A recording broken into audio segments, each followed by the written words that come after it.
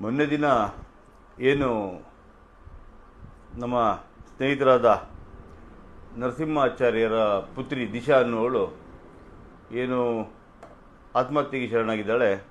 ಇದು ನಮ್ಮ ಕೊಪ್ಪದ ವಿಶ್ವಕರ್ಮ ಬಾಂಧವರಿಗೆ ನುಂಗಲಾರದ ತುತ್ತಾಗಿದೆ. ಹಾಗೂ ನಾವೆಲ್ಲ ಅದಕ್ಕೆ ತುಂಬ ವಿಷಾದ ವ್ಯಕ್ತಪಡಿಸ್ತೀವಿ. ಅದೇ ರೀತಿ ಈ ಏನು ಒಂದು ಆತ್ಮಹತ್ಯೆ ಆಗಿದೆ ಇದರ ಬಗ್ಗೆ ಸಂಪೂರ್ಣ ತನಿಖೆಯನ್ನು ಹರಿಹರಪುರ ಪೊಲೀಸ್ ಠಾಣೆಯ ಸಬ್ ಇನ್ಸ್ಪೆಕ್ಟರ್ ಆದ ಶ್ರೀಧರ್ ನಾಯ್ಕ ಅವರು ದಕ್ಷ ಅಧಿಕಾರಿಯಾಗಿದ್ದಾರೆ. ಅವ್ರ ಜೊತೆ ನಾವು ಕೂಲಂಕಷವಾಗಿ ಮಾತಾಡಿದ್ದೇವೆ. ಅದಕ್ಕೆ ನ್ಯಾಯ ಒದಗಿಸಿಕೊಡ್ತೀವಿ ಅನ್ನೋ ಭರವಸೆಯನ್ನು ಕೊಟ್ಟಿದ್ದಾರೆ.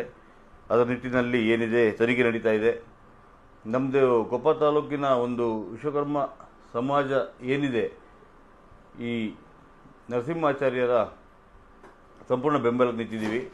ಹಾಗೂ ಇನ್ನು ಈ ಥರದ ಒಂದು ಅಹಿತಕರ ಘಟನೆ ನಡಿಬಾರ್ದು. ಹಾಗೂ ಇನ್ನು ಮುಂದೆ ಈ ರೀತಿಯ ಒಂದು ಸಮಸ್ಯೆ ಇನ್ನೊಂದು ಹೆಣ್ಣು ಮಗಳಿಗೆ ಆಗಬಾರ್ದು. ಇದು ನಮ್ಮ ಒತ್ತಾಯ ಇರುವಂಥದ್ದು. ಹಾಗೂ ಯಾರೇ ಆಗಿರಲಿ, ತಪ್ಪಿತಸ್ಥರು ಯಾರೇ ಆಗಿರಲಿ, ಅವ್ರಿಗೆ ಕಾನೂನಿನ ಕುಣಿಕೆಯಿಂದ ತಪ್ಪಿಸ್ಕೊಳ್ಬಾರ್ದು. ಅದಕ್ಕೆ ಸರಿಯಾದಂಥ ಒಂದು ಕಾನೂನಿನ ಶಿಕ್ಷೆ ಸಿಗಬೇಕು. ಇದು ನಮ್ಮ ಒಂದು ಆಗ್ರಹ ಆಗಿದೆ.